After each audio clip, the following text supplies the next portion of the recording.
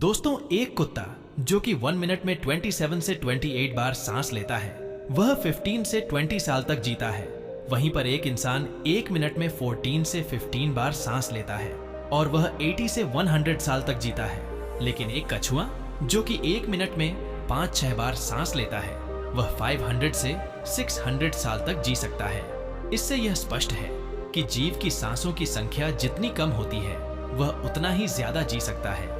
इस चीज को समझ के हमारे पूर्वजों ने सांसों की संख्या को कम और उसकी गहराई को ज्यादा करने पर काम करना कर दिया था, क्योंकि वह समझ गए थे कि इंसान को जीने के लिए साल या महीने नहीं, बल्कि एक निश्चित सांसों की संख्या मिलती है और सांसों की गति को कम करके उम्र को लंबा किया जा सकता है। लेकिन सांसों को धीमा और लंबा करने की यह गतिविधि प्राकृतिक रूप से होनी चाहिए।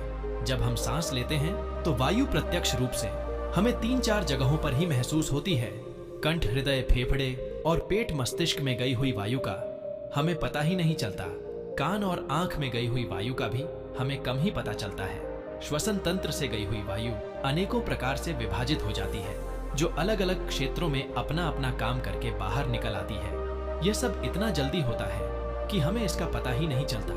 हम सिर्फ इतना ही जान पाते हैं कि ऑक्सीजन भीतर गई और कार्बन डाइऑक्साइड बाहर निकल आई, लेकिन भीतर वह क्या क्या सही और क्या गलत करके आ जाती है, इसका हमें कम ही ज्ञान हो पाता है। यदि हम जोर से गहरी सांस लेते हैं तो तेज प्रवाह के कारण शरीर के अंदर बैक्टीरिया नष्ट होने लगता है। कोशिकाओं के रोगों से लड़ने की क्षमता के साथ गहरा संबंध रखती है, मतलब कि अपने सांसों पर नियंत्रण भी बढ़ जाती है। हमारी हड्डियों के अंदर नए रक्त का निर्माण होने लगता है, आंतों में जमा मल विसर्जित होने लगता है, मस्तिष्क की जागरूकता लौट आती है, जिससे हमारे स्मरण शक्ति दुरुस्त हो जाती है। न्यूरॉन की सक्रियता से सोचने समझने की शक्ति जिंदा हो जाती है। फेफड़ों में भरी हवा से हमारा आत्मविश्वास वापस लौट आता है। दोस्तों, सोचिए, जब जंगल में हवा का एक तेज झोंका आता है तो जंगल का रोम रोम जागरूक होकर सजग हो जाता है। सिर्फ एक झोंका कपाल भातिया भस्त्रिका प्राणायाम उस हवा के तेज झोंके की तरह ही है। बहुत ही कम लोगों में यह क्षमता होती है कि वह इस हवा के झोंके को आंधी बना सके। इसे आंधी बनाने के लिए लगातार अभ्यास की बहुत जरूरत होती है।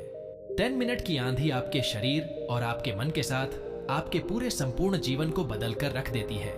देखिए, आजकल अधिकतर लोगों की सांसें उखड़ी और बिखरी हुई रहती है या फिर बहुत तेजी से चलती है। लोगों को यह पता ही नहीं रहता कि उनकी सांसें किस प्रकार चल रही है। जब क्रोध का भाव उठता है तो सांस बदल जाती है। वहीं पर अगर काम वासना का भाव उठता है तब भी हमारी सांसें जो है वह बदल जाती है। हमारे हर एक भाव और विचार के साथ हमारी सांसें बदलती रहती है और इसके साथ हमारा खान पान और रहन सहन भी बदलता है। असल में हमारी सांसों का हमारे मन की स्थिति और शरीर के साथ सीधा संबंध होता है। पूरा योग विज्ञान ही सांसों को सही तरीके से लेने पर टिका हुआ है। तो अगर हम केवल अपनी सांसों को सही तरह से लेना सीख जाते हैं तो हमारा जीवन जादू की तरह बदल जाएगा। आज इस कहानी के माध्यम से सांसों को लेने का सही तरीका और उसके रहस्य को विस्तार से समझेंगे। दोस्तों, कुछ समय पहले की बात है। एक बौद्ध भिक्षु अपने शिष्यों को अपने आश्रम में योग, ध्यान और प्राणायाम की शिक्षा दिया करते थे। बौद्ध भिक्षु खुद भी एक योगी थे और उन्होंने कई वर्ष हिमालय की गोद में साधना करते हुए बिताए थे। एक दिन रात्रि के भोजन के पश्चात उनके आश्रम का सबसे बुद्धिमान और होनहार शिष्य उनके पास आता है। अपने शिष्य के चेहरे को देखकर गुरु समझ गए कि उसके मन में प्रश्न उठ रहे हैं। गुरु के नजदीक पहुंचते ही शिष्य ने गुरुदेव को प्रणाम किया और कहा, हे गुरुदेव, मैं आपसे कुछ प्रश्न पूछना चाहता हूँ। गुरु ने मुस्कुराते हुए कहा, मुझे मालूम है, यह तो मैं तुम्हारे चेहरे को देखते ही समझ गया था। पूछो, क्या प्रश्न है तुम्हारा? शिष्य ने कहा, गुरुदेव, आप अक्सर कहते हैं कि योग, ध्यान और प्राणायाम का मूल आधार हमारी सांसें ही है और अपनी सांसों पर नियंत्रण पाते ही हम अपने मन और विचारों पर नियंत्रण पा लेते हैं। तो आज मैं आपसे इन सांसों का रहस्य और उसके यौगिक विज्ञान के बारे में जानना चाहता हूँ। शिष्य की यह बात सुन गुरु हल्का सा मुस्कुराए और कहा, जैसे हमारा मन होता है, हमारी सांसों की गति भी वैसी हो जाती है, या फिर जैसी हमारी सांसें होंगी हमारे मन की मनोच्छा वैसी हो जाएगी। यानी हमारे जीवन में सब कुछ हमारी सांसों से जुड़ा हुआ है। जो हमारे भीतर घट रहा है वह भी, और जो हमारे बाहर हो रहा है वह भी हमारे जीवन में घटने वाली हर एक घटना हमारी सांसों के साथ गहरा संबंध रखती है। मतलब अपने सांसों पर नियंत्रण करके अपने मन और विचारों की गति पर नियंत्रण कर सकते हैं। अगर तुम किसी सच्चे योगी या संत को देखो तो तुम्हें उसके चेहरे पर एक ठहराव दिखेगा। एक सच्चा योगी बुरी से बुरी स्थिति में भी खुद को शांत रख सकता है। इसमें वह अपनी भावनाओं को नहीं दबाता, बल्कि वह अपनी सांसों पर नियंत्रण रखता है और सांसों को कंट्रोल करते ही अपने पर कंट्रोल पा लेता है।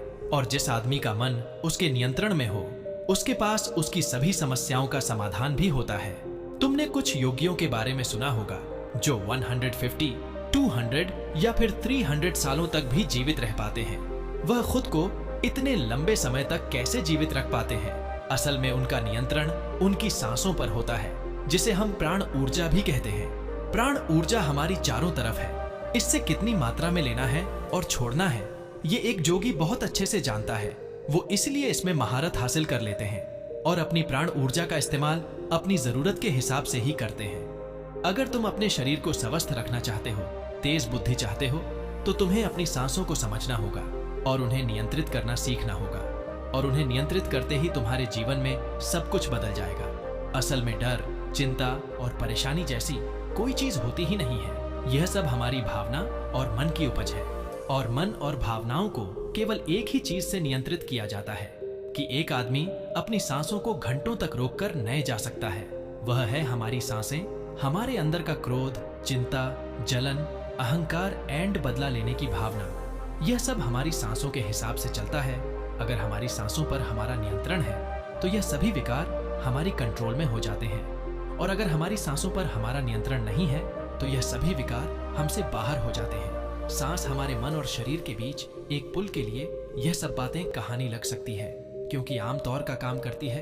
अगर हमें अपने मन तक पहुंचना है तो हमें अपने सांसों के पुल पर चलना होगा और अपनी सांसों के जरिए अपने मन तक पहुंचना होगा। और यही एकमात्र रास्ता है अपने मन को समझने का। अगर तुमने किसी बच्चे को सांस लेते हुए देखा होगा तो तुमने देखा होगा कि जब बच्चा सांस लेता है तो पेट फूल जाता है और जब छोड़ता है तो पेट सिकुड़ जाता है। यानी कि एक बच्चा अपने पेट से सांस लेता है, जो कि सांस लेने का सबसे नेचुरल और अच्छा तरीका है। तुमने देखा होगा कि बच्चा किसी भी बात को अपने मन में ज्यादा लंबे समय तक नहीं रखता और ना ही ज्यादा लंबे समय तक गुस्सा होता है। अगर उसे किसी बात पर मार या डांट दिया जाए तो वह कुछ देर में उसे भूलकर खेल में मग्न हो जाता है। बच्चा इतना सरल इसलिए हो पाता है क्योंकि उसकी सांसें प्राकृतिक रूप से चलती हैं। बच्चा ज्यादा लंबी सांस ले लेता है जो कि नाभि से होती है, और यह लंबी सांसें हर मनुष्य को दी गई है। लेकिन इंसान ने अपने जीवन में कुछ अननेचर या कुदरत के नियम के अगेंस्ट जाकर कुछ ऐसे काम कर लिए हैं जो कि उसकी सांसों को छोटे करते जा रहे हैं। वह पेट की बजाय अपने सीने से सांसें लेता है, और जितनी छोटी हम सांस लेंगे उतनी ही चिंता और बकवास से हम भरे रहेंगे। हमारी सांसें जितनी लंबी और गहरी होंगी, हम उतने ही खुश और शांत रहेंगे। गुरु ने आगे कहा कि एक आदमी 1 मिनट में 14 से 15 बार सांस लेता है, और सांस का सीधा संबंध हमारे मन की स्थिति और हमारे शरीर के साथ होता है। अगर 1 मिनट में ली जाने वाली संख्या 11 से नीचे आ जाए तो हम अपने आसपास होने वाली कई वाइब्रेशंस को समझना शुरू कर देंगे। यानी जानवरों की आवाजें हमारे लिए स्पष्ट हो जाएंगे। तुमने सुना होगा कि शेर, बाघ जैसे खूंखार जानवर भी योगियों के सामने आकर पालतू बिल्ली की तरह व्यवहार करने लगते हैं। ऐसा इसीलिए हो पाता है क्योंकि योगियों ने अपनी सांसों की संख्या को कम करके जानवरों की आवाजों के साथ उनकी वाइब्रेशन के साथ संवाद स्थापित कर लिया है। 1 मिनट में ली जाने वाली सांसों की संख्या अगर 9 से कम हो जाए तो पेट वनस्पति जो काम कर रहे हैं वह हमारे लिए समझना आसान हो जाएगा। और अगर 6 से कम हो जाए तो बेजान चीजें कैसे काम करती हैं यह भी समझा जा सकता है। बेजान चीजों की दुनिया हमारे सामने स्पष्ट हो जाती है, और दूसरे तरीके से कहा जाए तो ब्राह्मण की प्रकृति समझी जा सकती है। इस अवस्था में पहुंचकर बहुत से योगी और ऋषि मुनि ब्रह्मांड में घटने वाली बहुत सी बातें और रहस्यों को समझ लेते हैं। हमारा शरीर जितना स्थिर होगा हम उतनी ही सांसें लेंगे। दोस्तों, योग विज्ञान के अनुसार एक साधक अपनी सांसों पर नियंत्रण करके ऐसी बहुत सी चीजें कर सकता है जो साधारण इंसान के जीवन से परे हैं। यौगिक परंपरा में तो यह भी कहा जाता है एक आदमी अपनी सांसों को घंटे तक रोककर नए मानवीय आयामों को प्राप्त कर सकता है। ऐसी बहुत सी बीमारियां जो जानलेवा हो सकती है या जिनका इलाज उपलब्ध नहीं है, उनको अपने मन और सांसों पर नियंत्रण रखकर बेहतर किया जा सकता है। अपनी सांसों के नियंत्रण करके एक व्यक्ति ऐसे मुकाम पर पहुंच सकता है जहां जीवन में आने वाले उतार चढ़ाव उसे परेशान नहीं करेंगे। लोगों पर लोग यह सब नहीं करते कि चीज जिन पर यह यकीन नहीं करते उसे अंधविश्वास कहकर नकार दिया जाता है, लेकिन पुरानी यौगिक परंपराओं का पालन करने वाले लोग ऐसी बातों का दावा करते हैं। उन्हीं लोगों में से एक है स्वामी रामा। स्वामी रामा हिमालय की गुफाओं में रहा करते थे। उन्होंने बचपन से ही योग प्रणालियों का ध्यान शुरू कर दिया था। 1970 में स्वामी रामा एक अमेरिकन लैबोरेटरी रिसर्च के लिए गए। अपनी सांसों पर नियंत्रण करके उन्होंने अपने दिमाग और मन पर नियंत्रण कर लिया और उन्होंने कहा कि वह जब चाहे जितनी देर तक चाहे अपनी सांस, हृदय की धड़कन, ब्रेन वेव्स रोक सकते हैं। लेबोरेटरी के डॉक्टर्स ने उनके शरीर पर रिसर्च की और उन्हें मृत घोषित कर दिया, लेकिन इस अवस्था में स्वामी रामा सब कुछ महसूस कर सकते थे। यह देखकर वहां के रिसर्चर्स की टीम दंग रह गई थी और साथ ही स्वामी रामा अपने शरीर में अपनी मर्जी से ट्यूमर की ग्रोथ कम या बढ़ा सकते थे। रिसर्चर्स की जीस टीम को हिमालयन के सारे दावे झूठे और पाखंड लगते थे। वो अब एकदम से इनर साइंस प्रतीत हो लगे थे। गौतम बुद्ध के जीवनी के अनुसार अगर आप अपनी सांसों को समझ गए तो आपके शरीर में होने वाली वह बीमारियां जिनका इलाज मेडिकल साइंस नहीं है, सांसों के माध्यम से उन्हें भी ठीक किया जा सकता है। दोस्तों, तथ्यों को समझाने के लिए स्वामी रामा ने अपने सहयोगियों के साथ मिलकर एक किताब भी लिखी जिसका नाम था साइजोंफ। गुरु ने शिष्य को आगे कहा, जब सांस विचलित होती है तो मन भी अस्थिर हो जाता है, लेकिन जब सांसें शांत होती है तो मन भी स्थिर हो जाता है। इसलिए हमें अपनी सांसों पर नियंत्रण पाना सीखना चाहिए। गुरु ने शिष्य की आंखों में देखते हुए कहा, तुम्हें क्या लगता है कि जितनी लंबी सांस तो अंदर लेते हो, क्या उतनी ही बाहर भी निकलते हो?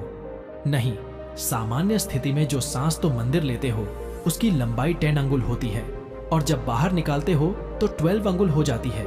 यहाँ 1 अंगुल का मतलब 1 उंगली की मोटाई से है।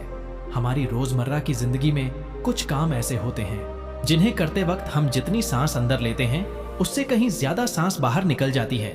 इसलिए हमारे शास्त्रों में काम और क्रोध पर नियंत्रण रखने की बात कही गई है, क्योंकि यह हमारी प्राण शक्ति को श्रृंग कर देती है। यदि किसी तरीके से बाहर निकलने वाली सांस को कम कर दे तो लंबी उम्र को प्राप्त किया जा सकता है। आगे बौद्ध भिक्षु कहते हैं कि अगर बाहर निकलने वाली सांस किसी व्यक्ति में 1 अंगुल भी कम हो जाए तो व्यक्ति का मन स्थिर हो जाता है और काम वासना खत्म हो जाती है। अगर 2 अंगुल कम हो जाए तो जीवन में आनंद की प्राप्ति की जा सकती है। 3 अंगुल कम हो जाए तो जीवन के रहस्यों का बोध होता है। 4 अंगुल कम होने से इंसान को वाक सिद्धि प्राप्त हो जाती है। अगर 5 अंगुल कम होने से इंसान को दूरदृष्टि प्राप्त हो जाती है। 6 से 7 अंगुल कम होने से साधक के अंदर अति तीव्र गति से चलने की क्षमता आ जाती है। वह कुछ ही पलों में एक स्थान से दूसरे स्थान तक पहुंच सकता है। 8 अंगुल कम होने से साधक को 8 सिद्धियां प्राप्त हो जाती हैं। यह 8 सिद्धियां हर इंसान के पास होती है, बस जरूरत है तो इन्हें जागृत करने की। धन्यवाद।